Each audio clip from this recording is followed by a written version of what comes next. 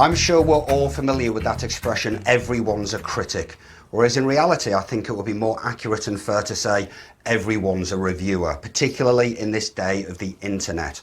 Because to be a critic, you have to be deeply knowledgeable about your subject, whether it's cinema, comedy, or otherwise.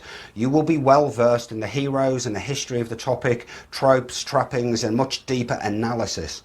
Whereas a reviewer, well, almost anybody can be a reviewer because they tend to trade in simply reporting what happened, briefly their thoughts and their feelings. They can be accurate, they can be a mile off, but critics can also be a mile off and they can also be accurate, but they'll give you a much deeper analysis as to how they got to their conclusion.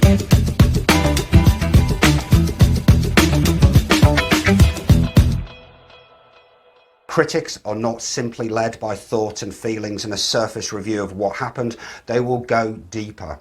Reviewers are everywhere, critics are a much more rare beast, and they are much more respectable.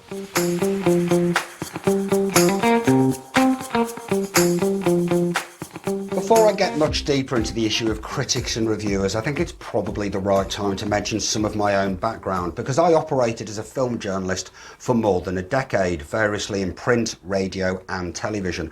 I may be researching somebody else's interview with a filmmaker or a film star, or researching and conducting those interviews myself. I might be producing, directing, writing documentaries about films, and also I came to review / critique, probably a higher end review if I'm honest with myself, all sorts of movies as they were released at the cinema.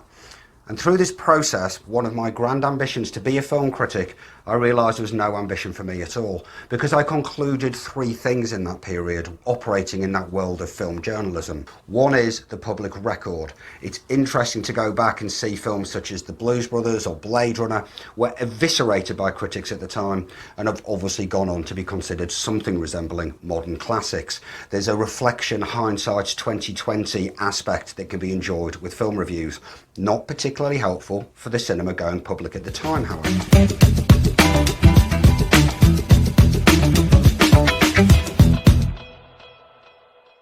I came to realise the second tier of value in film criticism was exclusively available to people like me. Part of my job was to read every film magazine, watch every movie-based show, read every film column in the newspapers, and over a matter of years I came to understand that certain critics, one in particular, reflected my particular tastes, and other ones most certainly didn't. So if I ever read a review from a particular critic and he said it was a good film, I knew I would almost certainly enjoy that film. But how many people have the opportunity of absorbing all of that film media the way that I did, because it was my job? It's almost irrelevant to anybody else to be able to find a critic that speaks specifically to their tastes, making it almost pointless.